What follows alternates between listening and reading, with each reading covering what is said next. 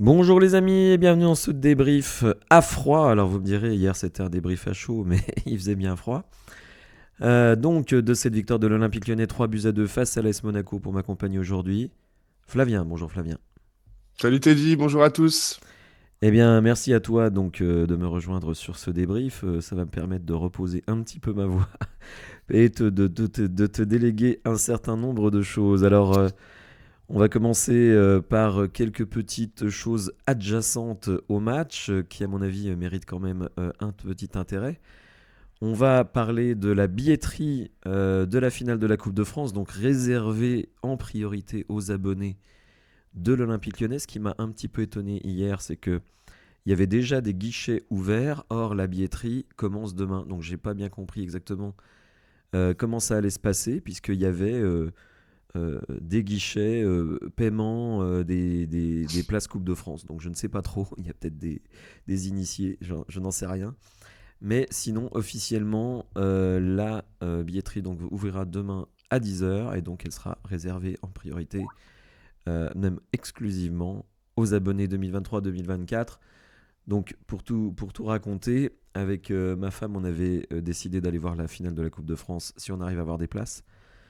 Quand j'ai su que finalement la billetterie était réservée aux abonnés, je me suis dit, ben, on a le choix puisqu'il n'y a plus que deux matchs à domicile, soit Monaco, soit Strasbourg. Et honnêtement, Monaco, c'était plus excitant, évidemment, malgré les conditions climatiques. Donc on a préféré aller voir Monaco. Bon, bah, je ferai un live, hein. Certes, le match sera diffusé en clair, mais je sais qu'il y a des gens qui préfèrent mes commentaires. Et oui, c'est comme ça. Ça va encore flatter mon ego. Et il y a des gens aussi qui ne peuvent tout simplement pas voir le match et qui l'écoutent, soit parce qu'ils sont en voiture, soit parce que ben, je sais aussi qu'il y a des non-voyants qui écoutent. Donc je leur fais un petit coucou et j'espère que j'arriverai à leur faire vivre la finale du mieux possible. On va passer aussi au maillot. Est-ce que tu as vu les visuels des... Alors ce sont des visuels qui ont été partagés par un compte Twitter qui s'appelle Nuev669, donc un jeune homme qui s'appelle Max. Est-ce que tu as vu ces visuels, Flavien? Ouais, j'ai vu les maillots et c'est plutôt sympa encore, Ah hein. ouais, ouais, ouais, vraiment. Je suis Et très alors, content aussi. ouais, justement, il y en a trois. Donc là, je suis en train de montrer le blanc, il y a le noir, et il y a le troisième qui est sable. Quel est ton préféré? Bah, franchement, bah, j'aime bien le troisième qui est un peu plus original. Ouais, Et sinon, les deux autres, bah, ils rappellent des maillots un peu ouais, emblématiques, quoi. ouais, ouais. Le noir, là, ça rappelle des grandes épopées en Coupe d'Europe. Ah oui, tout à fait. Et même le blanc, il est très sympa, hein. Non, Ah, franchement, ouais. Non, là, j'adore les trois. je trouve que là, vraiment, ils ont fait fort. Parce que pour être tout à fait honnête avec tout le monde, euh, j'aime bien le maillot de cette année à domicile, le blanc. Je suis pas un grand fan du maillot bleu. Je sais que tout le monde l'aime, mais moi, il me plaît pas trop. Qu'est-ce que t'en penses, toi, justement, du maillot bleu cette année? Je le porte actuellement. Ah, d'accord, bon. Alors, moi, je n'en suis pas très fan, pour tout te dire. Et alors, le maillot sœur de Bariolé, là, j'ai trouvé ça abominable. D'ailleurs, je note qu'il a été porté qu'une seule fois par l'équipe, lors du match à l'extérieur à Marseille, où on s'est fait taper 3-0.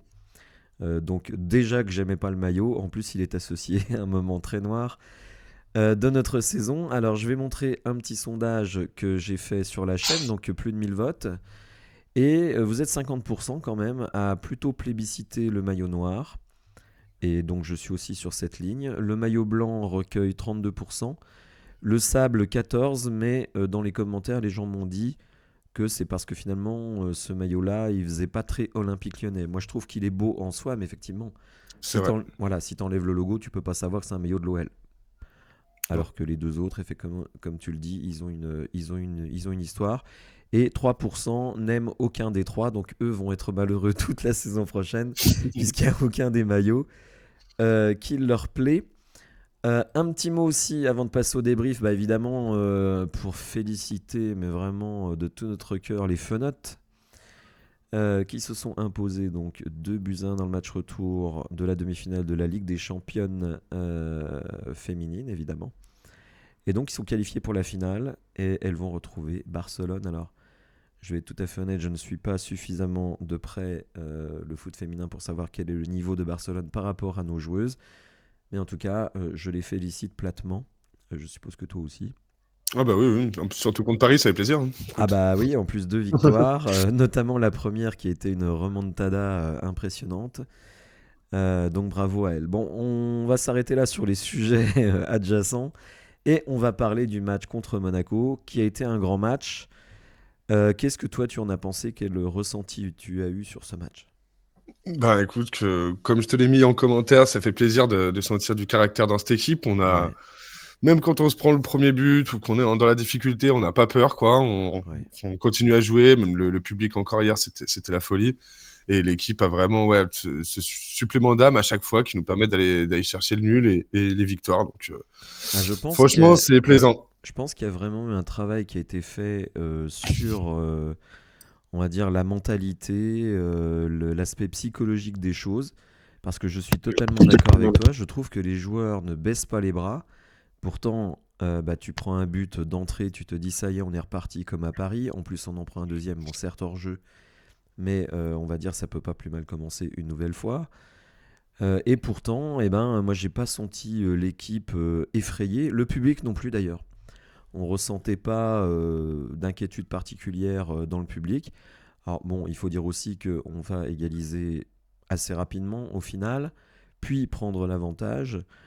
Et à chaque fois, on va dire signer Saïd Benrahma. Très bon match de Saïd, ouais. Ouais. Franchement, il a fait plaisir. Ce qui m'a plu, alors pour te dire, j'ai déjà revu le match, puisque j'ai posé ma journée pour refaire. Je me suis levé ce matin à 7h et on a pris la route à 7h30, donc Lyon-Paris. Et donc en arrivant pour bien préparer le débrief, j'ai revu le match. Et en fait, ce qui est plaisant sur le travail de Saïd Benrahma sur le premier but, c'est qu'il centre pied gauche. Ouais.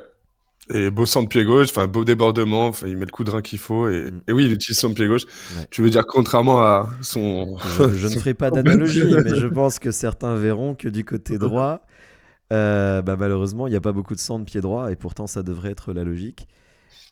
Et c'est vrai que la Lacazette, bah, hyper bien placé, parce que finalement, c'est peut-être son but le plus facile de la saison, quoi.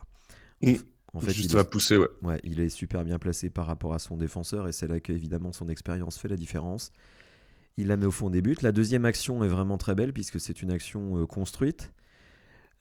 Initiée par Alexandre Lacazette, qui envoie Clinton Mata, Mata centre, cafouillage de Tolisso, et à nouveau Saïd Benrahma qui marque.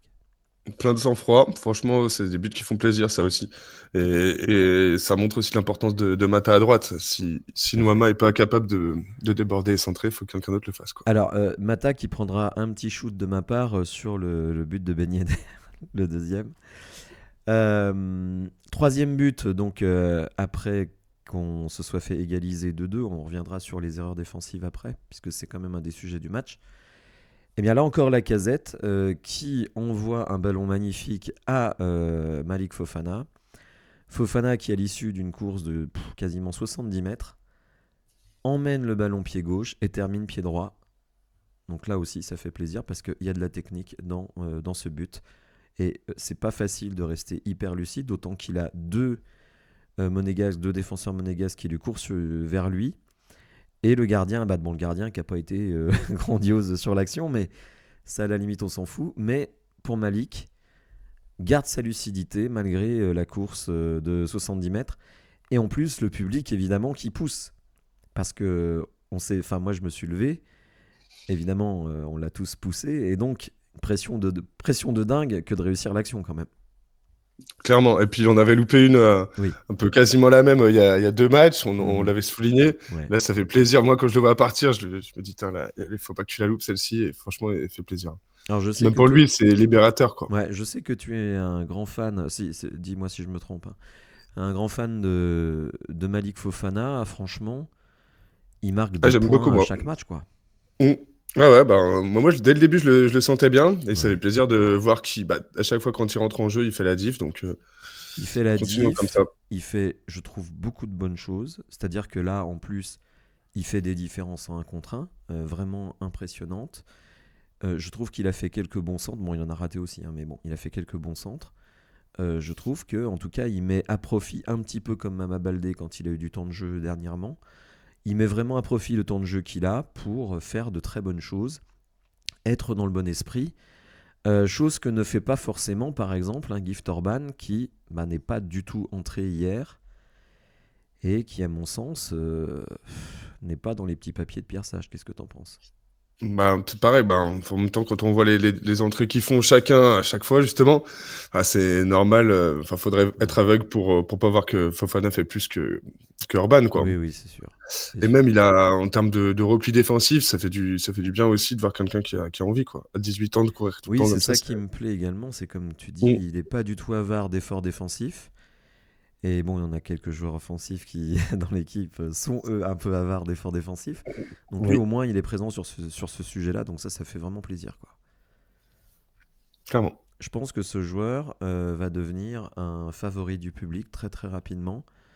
Et je trouve que c'est bien justement qu'on ait cette concurrence sur les postes offensifs. Parce que c'est évidemment pas du tout le cas en début de saison. Et donc chacun se sentait un petit peu en chausson. Et ça peut expliquer aussi notre début de saison. Alors pas forcément d'ailleurs sur les seuls postes offensifs, mais au milieu de terrain et en défense. Il n'y avait aucune concurrence. Donc là, évidemment, on se laisse aller, quoi. Mm. Il faut être un peu poussé. Alors, on va parler des buts encaissés parce que, évidemment, s'il y a 3-2 à la fin, c'est qu'une nouvelle fois, on a encore pris 2 buts dans ce match. Donc, je rappelle, 14 buts encaissés sur les 7 derniers matchs. Donc, 2 buts par match. Ce qui veut dire, c'est un peu basique, mais que si tu veux gagner le match, il faut mettre 3 buts. Alors, il se trouve qu'on les a mis. Mais évidemment, bon, c'est quand même assez. Enfin, ça reste inquiétant. Et d'ailleurs, on verra que Pierre Sage, c'est assez drôle parce que tu as peut-être vu le petit débrief que j'ai fait après le match hier soir. J'ai regardé.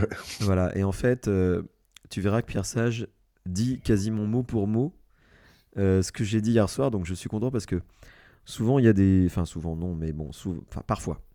Il y a des gens dans les commentaires qui mettent en doute la légitimité des youtubeurs à donner leur avis sur les choix des entraîneurs, sur les compositions d'équipe. Pierre Sage lui-même d'ailleurs a dit même dans l'interview, la longue interview qu'il a donnée à l'équipe, que c'était une ineptie, donc c'est quand même pas rien, que des commentateurs se permettent de questionner les choix de l'entraîneur parce qu'ils ne sont pas là à l'entraînement, ils ne savent pas ce qui se passe, ils connaissent pas les dynamiques d'équipe, etc. Donc lui, il trouve que c'est une ineptie. Alors, c'est vrai que c'est délicat de remettre un peu en cause ce que dit Pierre Sage parce que il jouit d'une telle aura depuis quelques semaines que dès que je lui mets un petit coup de rap, je me fais défoncer, mais c'est pas grave. Parce que je pense que Pierre Sage, c'est pas Albert Einstein. Albert Einstein qui lui-même avait ses limites. Devait faire des erreurs, oui. Mais bien sûr. Je vais pas expliquer un petit peu la carrière d'Albert Einstein parce que les gens comprendront qu'il y a eu 2 Albert Einstein.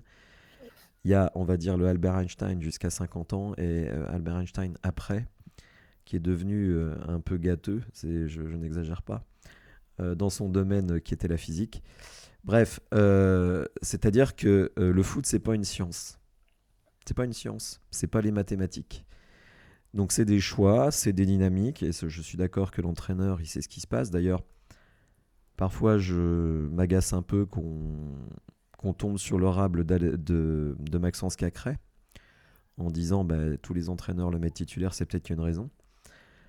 Donc sur d'autres choix, on pourrait me dire la même chose. Par exemple sur Nuama, moi je suis pas un grand fan, mais on pourrait me dire il faut que tu appliques la même logique sur Nuama, qui est quasi systématiquement titulaire, à celle que tu appliques à Maxence Cacré. Ce à quoi je réponds qu'au milieu de terrain, dans son registre, il n'y a pas mieux que Maxence Cacré dans l'équipe. Le jour où il y aura mieux, j'aurai pas de problème à ce qu'il aille sur le banc. Alors que du côté de Nuama, selon moi, il y a mieux, et notamment Fofana, mais on peut imaginer d'autres, comme Mama Baldé, voire même Ryan Cherki, parce que quand Ryan Cherki rentre, hier, il met le feu. Oui, mais moins bon quand il est titu, hein, par Oui, contre, tout à Ryan. fait. Non, mais je suis d'accord. Moins bon quand il est titu, mais malgré tout, il met le feu. Et je trouve, et on l'a vu encore hier, Nuama... suis désolé, je n'arrive pas à lui trouver de grandes qualités, si ce n'est la vitesse. Mais Mais en fait, ouais, il arrive à se créer beaucoup d'occasions, je trouve, à prendre des espaces. Mais c'est vrai que sur le nombre de fois où il arrive à faire quelque chose de ouais. ses actions, c'est Mais léger, quoi. tu sais, j'en reviens. Alors, on va dire que je suis monomaniaque, mais le problème, c'est que Nuama, il est monopied. Et les défenseurs, c'est pas des bœufs. Ils voient très bien les cassettes, enfin les cassettes. Ils voient très bien les images, et ils savent très bien que Nuama, tu l'orientes sur son pied droit, il ne peut plus jouer. Donc c'est ce qu'ils font systématiquement, les mecs, ils sont pas cons. Là où, là encore, on va me faire un procès en compétence, mais je trouve que Pierre Sage a tort de le laisser à droite. Il faut le mettre à gauche. Il faut le mettre à gauche. Là, il sera bon. Il pourra faire des centres, il pourra même tirer. Et je trouve qu'à droite, finalement, c'est du gâchis. Alors je sais que toi, tu es plutôt favorable aux faux pieds, mais les faux pieds, c'est bien quand les mecs ont quand même les deux pieds. Et c'est pour ça que j'ai insisté, j'ai commencé par Benrahma qui fait un centre-pied gauche, c'est parce que c'est quelqu'un qui peut revenir sur son pied droit et être dangereux. D'ailleurs, il marque du droit et il met une passe décisive du gauche. J'ai parlé de Fofana qui avait conduit sa balle du gauche et qui termine du droit. Ça, pour moi, c'est des vrais joueurs de football. Et je crains que l'ami Nuama, est-ce que tu progresses sur des points aussi essentiels que la technique du mauvais pied à 20, 21, 22 ans? J'en suis pas convaincu. Si tu ne l'as pas appris quand tu étais jeune, je pense que c'est très difficile de l'apprendre quand tu es plus âgé. Bon, ça, c'est mon point de vue. Ou tu peux être monopied, mais il faut que tu sois comme Robben, quoi. Et que Exactement. Il faut que tu une sois action sur efficace. trois, elle se Exactement. refont, quoi. Ouais, exactement. Et je pense qu'il y a encore un petit peu de marge pour qu'il soit à la hauteur d'Ariane Robben. Oui. Alors, le premier but, évidemment, navrant. Et en revoyant le match, ben, moi, je vois deux fautifs. Un premier, c'est Maitland Niles, qui est censé couvrir le côté gauche. Moi, on dirait il est couteau suisse, lui, vraiment, il joue partout.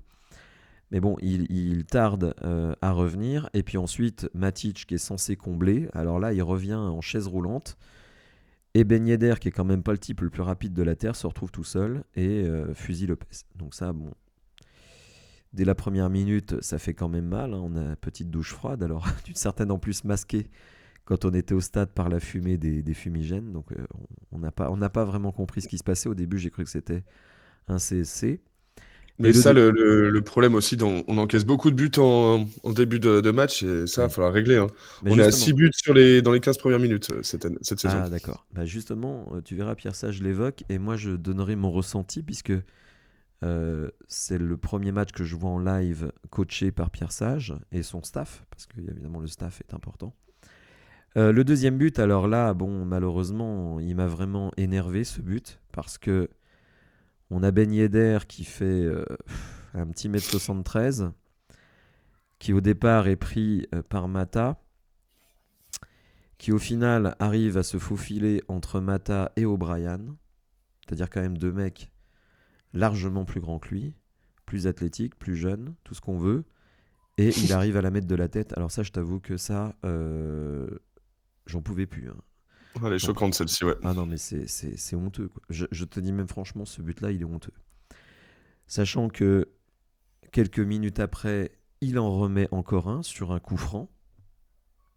Mata se laisse, mais vraiment, prendre un écran comme au basket dans le dos, alors qu'on est arrêté. Et donc Ben Yedder, effectivement, est hors jeu, mais il est hors jeu de 30 cm. Quoi. C'est-à-dire que c'est pas planifié. Quoi. Tu t'es fait avoir et par chance, le mec est hors jeu. Quoi. C'était vraiment chaud, hein. Mais oui, mais enfin, Ben Yedder, on le connaît, on ne le découvre pas. Comment ce gars-là peut te claquer 3 buts dans un match? C'est quand même de la folie. Tu sais qu'il n'avait pas marqué depuis 9 ou 10 matchs. Non mais, on croit On en rêver est les quand même. trop pour relancer des joueurs qui marquent pas ou des joueurs Oui, formés à l'OL. C'est les deux exactement. spécialités. Mais moi, alors bon, certains vont dire tu nous casses les pieds, t'es super négatif alors que le match est fantastique. Alors, écoutez, on peut s'astiquer la nouille pendant 30 minutes sur le jeu fantastique de l'Olympique Lyonnais, mais vous verrez que dans les déclarations, Pierre Sage, lui aussi, évidemment, il est content, on est dans l'euphorie, on l'a vu hier soir. Bon, moi j'étais super content, je le suis toujours aussi, d'autant que on va voir au classement que bah, ça nous donne des possibilités. Mais par contre, le premier but, c'est un but gratuit, et le deuxième but, il est gratuit aussi. C'est pas possible de donner des buts comme ça au haut niveau si on veut avoir des ambitions. Et Mata, je suis désolé, mais sur le deuxième but, vous pourrez le revoir. C'est pas possible ce qu'il fait. Et sur le coup franc d'après, but refusé, là aussi, allez voir le comportement de Mata. Alors moi je l'adore Mata, c'est un fighter, c'est un combattant, c'est tout ce que tu veux. Je trouve que c'est une bonne recrue, surtout à ce tarif-là, moins de 5 millions.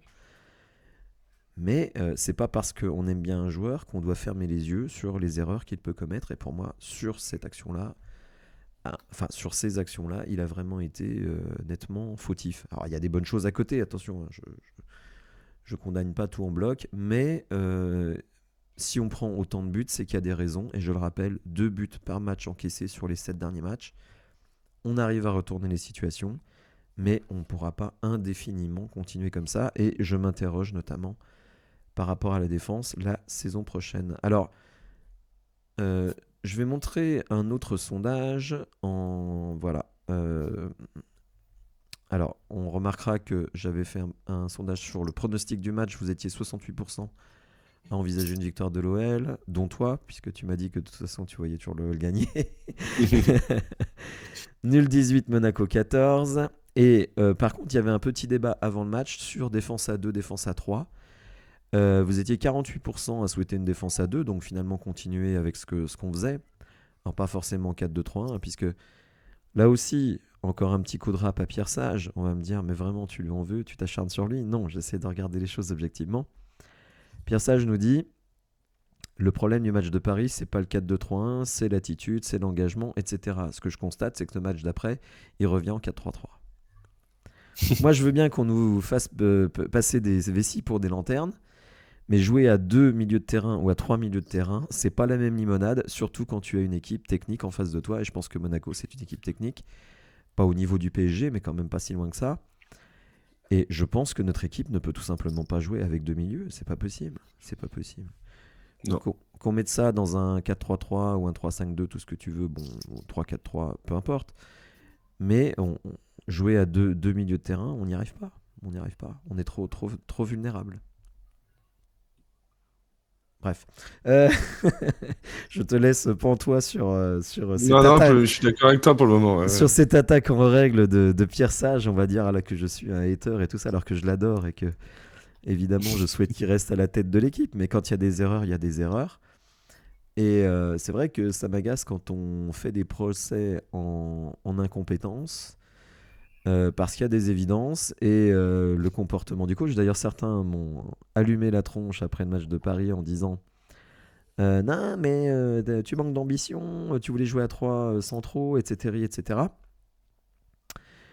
Pierre Sage, il a raison, il faut installer le 4-2-3-1. Bon, alors déjà, je note que le match d'après, il met plus le 4-2-3-1, mais je note aussi qu'à la mi-temps du match contre Paris, il est passé à combien en centraux? Il est passé à 3 centraux à la mi-temps et son discours a été de dire il fallait qu'on arrête d'encaisser des buts. Oui, donc en la mettant direct, c'était Mais peut-être oui, la mais solution. voilà, mais c'est pour ça. À la limite, c'est même pas moi qui critique Pierre Sage sur ses choix de départ, c'est lui, puisqu'il change tout à la mi-temps. Et d'ailleurs, on ne prend pas but en deuxième mi-temps, même si je veux relativiser ça, puisque le score était fait, donc Paris n'a pas forcément joué avec la même intensité. Mais je pense qu'en deuxième mi-temps, on leur a rien donné, si tu veux. Bon, ça ne veut pas dire que ça aurait marché au coup d'envoi. Mais ce que je veux dire par là, c'est que le constat qu'on fait de l'erreur du début du match, le coach lui fait lui-même, puisque lui-même change son système. Il a même dit que s'il avait pu, il serait passé en défense à 3 après le 3e but du PSG, mais il a dit qu'on a encaissé le 4e dans la foulée. Donc c'est pour ça qu'il a attendu la mi-temps. Donc si tu veux, après quand il y a des mecs qui viennent me défoncer dans les commentaires en me disant tu comprends rien au foot, je comprends pas tout, j'ai pas de diplôme d'entraîneur, mais bon, j'ai un certain âge et ça fait longtemps que je regarde du foot et surtout j'analyse le foot. Donc on peut être de l'extérieur et quand même avoir son avis. Il n'est pas forcément bon, mais en tout cas, moi, ce que je fais, c'est que j'essaye toujours d'argumenter ce que je fais. Et ce que je constate, c'est que sur le match du PSG, finalement, il a changé la donne. Et là aussi, il est repassé en 4-3-3. Il n'est pas reparti avec 4-2-3-1 face à une bonne équipe. Il le fera peut-être à Clermont-Ferrand. Il le fera, à Clermont. Il le fera peut-être face à Strasbourg lors du dernier match, je ne sais pas. Mais je ne suis pas certain qu'on revoie un 4-2-3-1 face aux grosses équipes. Enfin bon, bref. Je crois, je suis même sûr, Flavien, que tu as préparé quelques petites stats. Donc, écoute, je te donne la main sur ce sujet. Eh ben, si on prend déjà les XG, qui sont quand même maintenant une des stats qu'on regarde pas mal, Oui. il y a 10 ans, on n'en entendait pas du tout parler, Non, mais c'est vrai. maintenant, c'est une des premières qu'on regarde. Donc, on est à 2,26 contre 2,03. Ouais, Donc, en soi, on peut dire qu'on a été réaliste et ouais. Monaco a mis les buts qu'ils devaient. Et Ils ont un d'ailleurs, peu au plus de final, je possession que trouve qu'on nous. a énormément d'occasions. C'est vrai qu'on n'a que 4 tirs cadrés, mais on a énormément d'occasions, hein. En ayant revu le match, franchement, cette victoire, elle n'est pas volée, hein. J'ai Non, entendu non, non, sur non. certaines radios que on gagnait toujours avec de la chance, qu'on volait quasiment tous nos matchs. RMC, si tu nous entends. Euh, non, mais j'ai l'impression qu'il y a des journalistes, tu vois, ils prennent leurs pieds à nous dénigrer. J'ai entendu Riolo cette semaine qui disait encore que Manchester City méritait 1000 fois, tiens-toi bien, hein, pas une fois et demie, pas deux fois, méritait 1000 fois de nous battre en quart de finale de la Ligue des Champions. 1000 fois. Ah, merci, Bon, bah, Cacré. voilà. Et Cornet, pardon. voilà, j'invite chacun à aller revoir le match. Et si on me dit que Manchester City mérite 1000 fois de gagner, parce qu'en fait, l'argument, c'est toujours de dire ah ben, Raheem Sterling, il rate l'immanquable. Alors, déjà, alors c'est vrai qu'il rate l'action, mais C'est vrai que... si on revoit l'action, il y a une petite motte de terre qui dévie la trajectoire du centre. C'est pour ça qu'il la met au-dessus. Bon, après, Raheem Sterling, c'est pas une star mondiale, hein, mais bon, il faisait partie de l'effectif de City, me semble-t-il.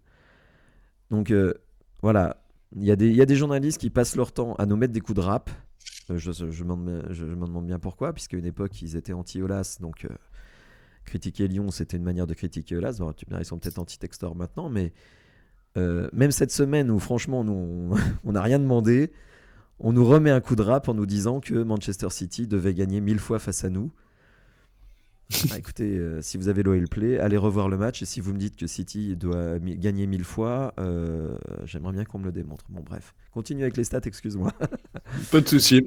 En termes de possession, bah, ils ont un tout petit peu plus. Ils sont à 53, on est à 47%. Tir, on est à 15 contre 13, donc 4 cadrés pour nous et 5 cadrés pour eux. Ouais. Voilà pour les stats un petit peu globales et du match. Et puis si on reprend un petit peu des stats un peu plus globales sur l'OL, Pierre Sage a une moyenne de 2,04 points avec Lyon. Ce qui est bien. Très bien, Donc même. c'est un rythme de champion quasiment. Ouais, tout à fait. Il y a que Luis Enrique qui a fait mieux en Ligue 1. Disons que c'est un rythme qui, normalement, sur une saison complète, évidemment, il faut toujours relativiser. Mais bon, là, on a passé deux des trois grands cols de première catégorie, ou même hors catégorie. Il reste Lille, on en parlera tout à l'heure. Mais effectivement, si on rapporte ça sur une saison, ça fait potentiellement un podium, quoi. Mm. C'est ce qu'on a C'est dit ça. l'année dernière avec Laurent Blanc sur la deuxième partie de saison, donc il faut rester extrêmement prudent. On verra ce qui va se passer au mercato. Ça fera évidemment beaucoup de sujets pour la chaîne. Et les abonnés, on fera évidemment beaucoup de trucs, notamment des tribunes des supporters sur le mercato, etc. etc. Du coup, donc ça nous ferait que le top 5 de Ligue 1 sur 2024, on serait deuxième avec Ouais. 28 points contre 30 pour Paris. D'accord. Hier soir, Matic, encore beaucoup de récupérations. Il a fait 11 récupérations, dont 4 dans les pieds. Oui. C'était le retour de Mangala qu'on n'avait pas vu depuis le 3 Oui. mars dernier. Oui. Donc on en avait parlé tous les deux. On était un petit peu, un peu inquiet, mais circonspect un peu de Il la m'a situation. semblé De lire savoir où qu'il n'avait il pas était joué passé. en Ligue 1 depuis le 3 mars. Tu as lu Ouais, la c'est même ça. chose? Ouais. Ouais, Ouais. ouais, c'est ce que je viens de te dire. Ah, pardon, excuse-moi. 3 mars. Je savais Pas de pas que tu souci. avais dit la date, excuse-moi.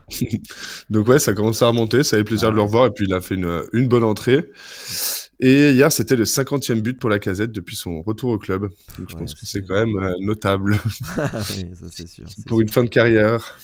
Bah oui, il y en a beaucoup qui ont dit il vient en pré-retraite à l'OL. Bon, Mm. écoutez, si tous les joueurs étaient en pré-retraite comme ça, on serait très très content. Est-ce que tu as d'autres stats? C'est tout ce que j'avais noté, mais après, je peux en trouver d'autres si Alors, besoin. bon, je vais regarder aussi si j'ai quelques petites stats, notamment de DataOL, hein, qui vraiment nous régale avec les stats en général.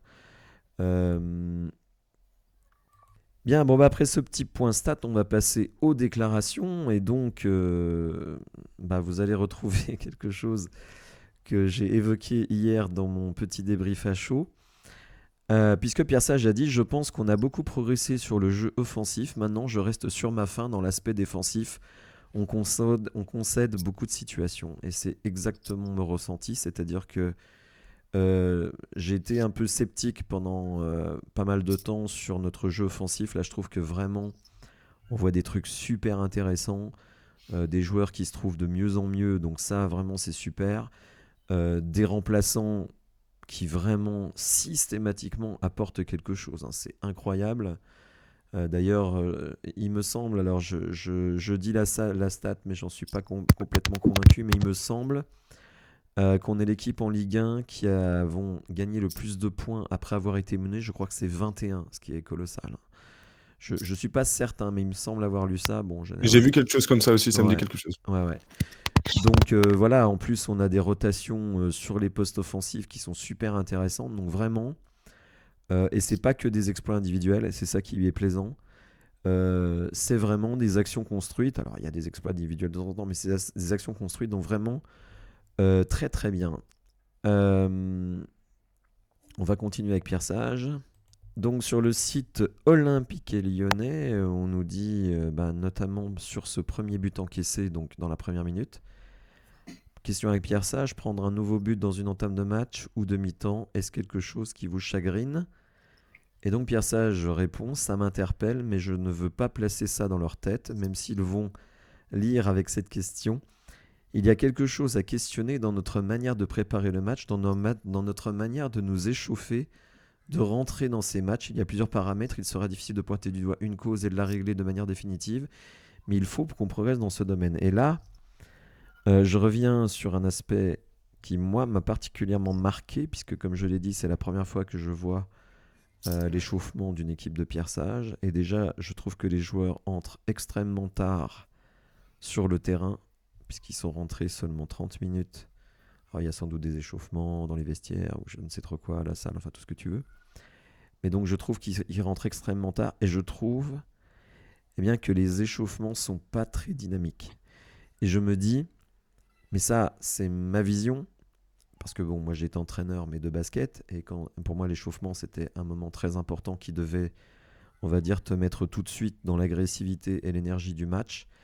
Et franchement, à regarder nos Lyonnais s'échauffer, j'ai pas ressenti ça. Et je suis content donc que Pierre Sage dise lui-même, il y a quelque chose à questionner dans notre manière de préparer le match, dans notre manière de nous échauffer. Parce que vraiment, c'est quelque chose qui m'a marqué, cette manière de s'échauffer qui, moi, personnellement, ne m'a pas tellement plu. Et je remarque que le coach lui-même fait référence à ça. Alors bon, toi, tu es allé voir le match contre Brest. Alors déjà, est-ce que tu es arrivé tôt au match? Est-ce que tu as regardé l'échauffement de l'OL? Est-ce que c'est quelque chose qui t'a marqué aussi? Alors non, franchement, j'avais pas fait attention. Et Ouais. contre Brest, je suis arrivé vraiment au dernier moment, donc Ah, d'accord. j'ai même pas pu. Mais Bon. c'est mieux à la télé hier. Enfin, j'avais pas focalisé dessus. Je ferai attention maintenant que Mm, tu mm. t'en as parlé. Mais moi, ça m'a marqué parce qu'effectivement, j'observe beaucoup ce qui se passe et je pense que l'échauffement, c'est un élément extrêmement important. Et je trouve que, tu vois, on fait des jeux comme ça, des machins comme ça, tu vois, ça met pas vraiment, je trouve, dans une agressivité de match. Et ce que je constate, tu l'as dit tout à l'heure, c'est qu'on prend beaucoup de buts en début de match, donc dans le premier quart d'heure, mais on n'en marque pas beaucoup non plus en première mi-temps, puisqu'on met plus de 2 tiers de nos buts en deuxième mi-temps.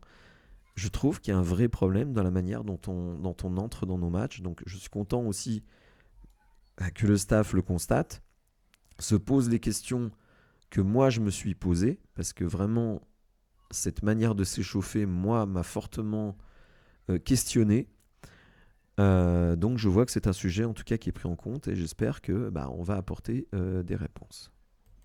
Donc là, on va s'intéresser évidemment au classement, puisque c'est quand même le but d'un championnat, hein, c'est de figurer au classement. Vous le savez, si on gagne la Coupe de France, nous irons directement en Europa League, mais si par malheur nous ne gagnons pas la Coupe de France, la 7e place sera qualificative, puisque le PSG sera champion de France.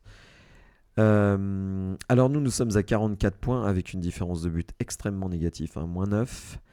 Et Marseille est revenu à notre hauteur en termes de points, 44 également, mais par contre +9 en différence de but, donc ça fait quasiment un point de plus.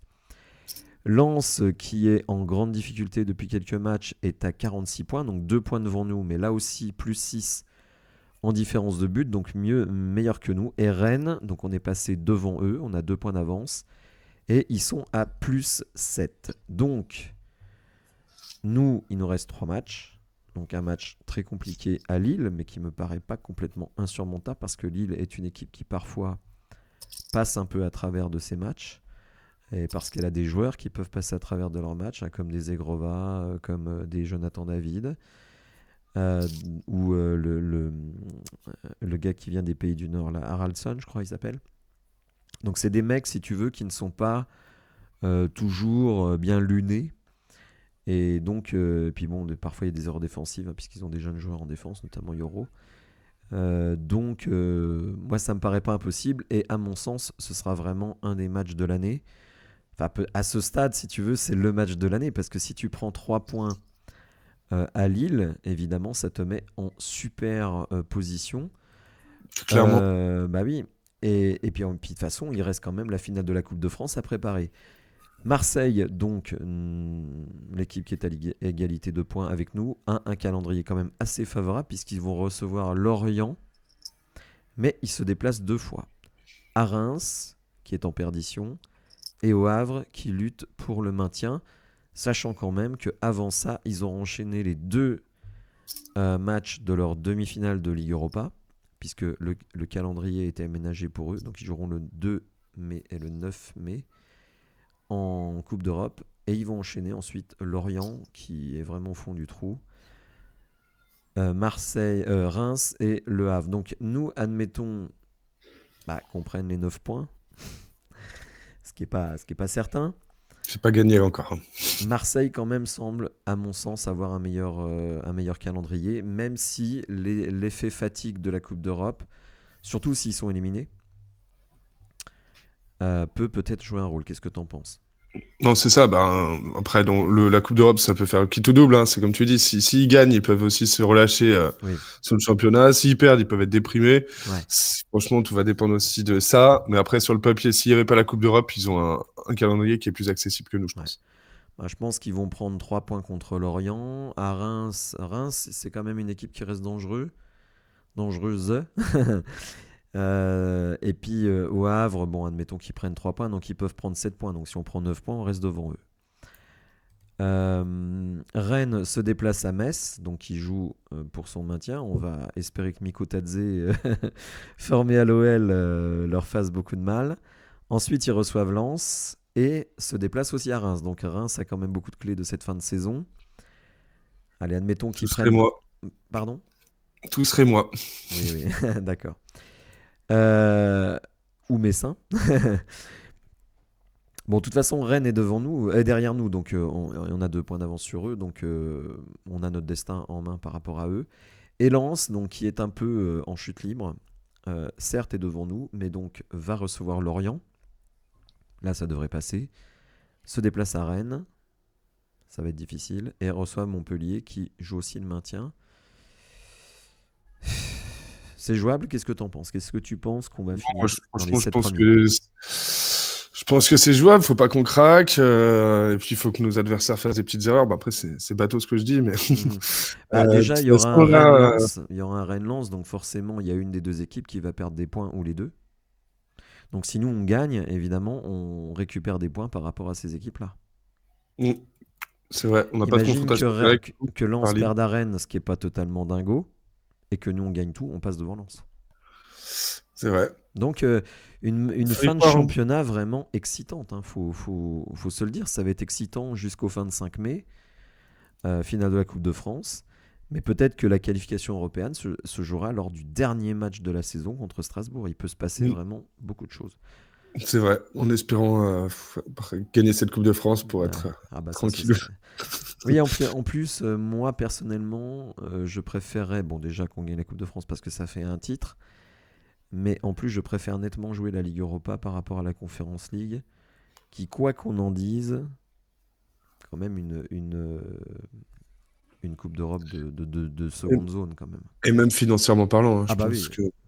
Enfin, je connais pas exactement les ratios, mais à mon Alors avis, moi ça je doit être. les avais calculés, mais bon ça va changer là parce qu'il y a plus d'équipes, donc plus de droits télé, etc., etc. Mais Pour te dire un ordre de grandeur, si tu vas loin en Ligue des Champions, genre demi-finale, comme on avait fait il y a 4 ans, tu récupères 90 patates.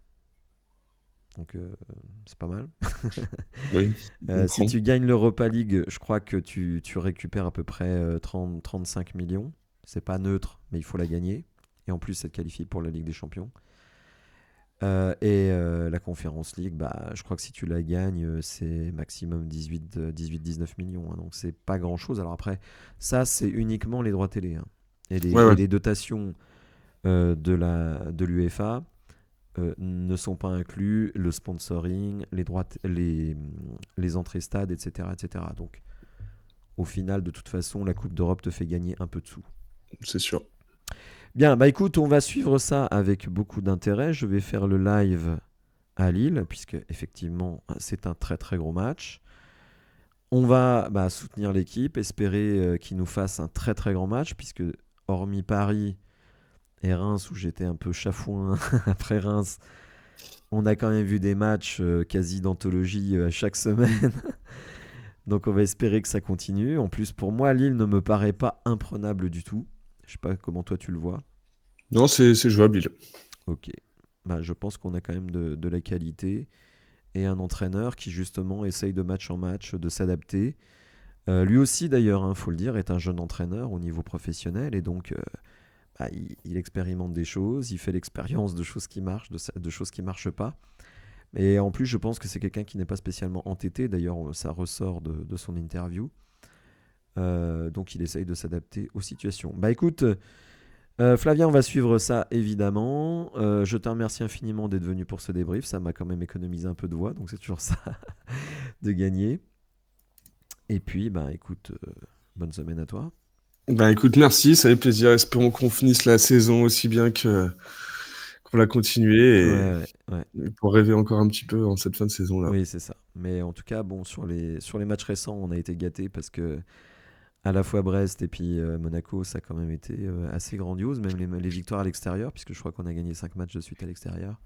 Mm. Ça nous a bien fait plaisir. Bah écoutez, merci à toi, merci à tous de m'avoir suivi. Si vous avez apprécié la vidéo, n'hésitez pas à la liker. À vous abonner à la chaîne, les amis. Je suis à 4 abonnements de 2900 abonnés, donc je compte sur vous si vous êtes un régulier de la chaîne pour vous abonner si ce n'est pas encore fait. Et je vous dis à bientôt pour de nouvelles infos. Merci, au revoir.